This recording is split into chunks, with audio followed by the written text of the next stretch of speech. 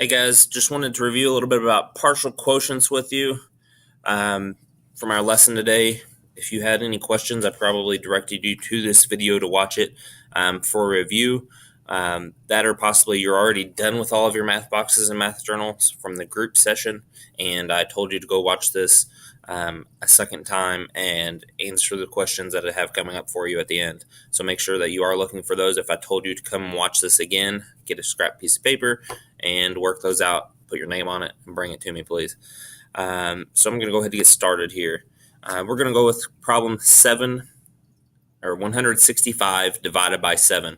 Whenever you're looking at division problems, you want to think about how many times does 7 go into 165, or how many 7s can I take out of 165. Remember that division is the opposite of multiplication, so this number, technically 7 times whatever number is here, is going to equal 165. So make sure that you are thinking about that as well. You'll notice that on this partial quotients, we have a long bar here. This is to help us keep everything organized and separate. And you'll see why here in just a moment. So make sure that you just, like a typical division, long division problem, and then you're just adding this bar on right here. So we'll go ahead to get started. When you're doing partial quotients, you want to think about the easy multiples. That's the first thing we want to think about. 100s, 10s, 5s. But the 5s are more of a basic math fact. But those 100s, 10s, thousands, millions, those are some easy ones to do. Obviously, we look here at 100s. Can I take 7 100s out of 165? No, because that is 700. Will 700 come out of 165? No. Okay, so we can't use our hundreds. So that drops us down. We'll take 1 0 off of that. Drops us down to the 10s. Well, 7 times 10 is 70. Can I take 70 out of 165? Absolutely. So we're going to take our 10 out here. Now we're going to go over, subtract our 70. Okay, 165 divided by, or minus 70, sorry, not divided by, is 95. Can I take 10 more? Well, 10 of 7 would be 70. I can take 70 out of 95. So I can take 10 more. Make sure I put my 10 over there that I'm taking out. Okay, you always line up the 10 that you're taking out, or 100 that you're taking out. You always line that up with the whole number that you're taking it from. You'll notice I put the 10 next to 95. I didn't put it next to 70. You'll put it next to the 95. So 95 minus 70 is going to be 25. Now I'll look at this and I say, can I take 10 more from 25? No. That would put me in the negative.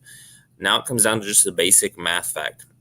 So if you're thinking about this, what basic math fact, 7 times what, will be close to 25 without going over?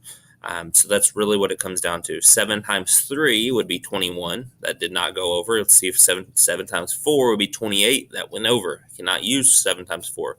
So it's going to be a 3 here, which will leave me with 21 to subtract. 4 left over. Can I take 7 away from 4? No. Well, there is our remainder.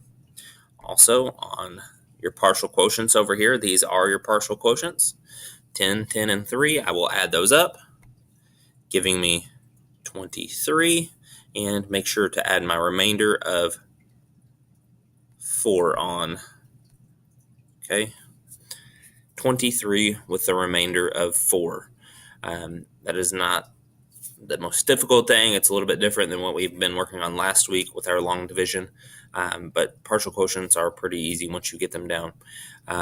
So if you were having trouble on partial quotients, head back to your math journal, get those knocked out, and then move on to your math boxes.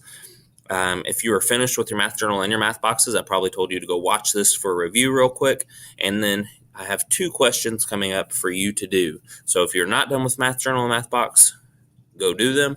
But if you are done with them, grab a piece of paper. You can pause this video for just a second while you get a piece of paper, but I want you to solve both of these questions. So here we go. Let me just clear the screen.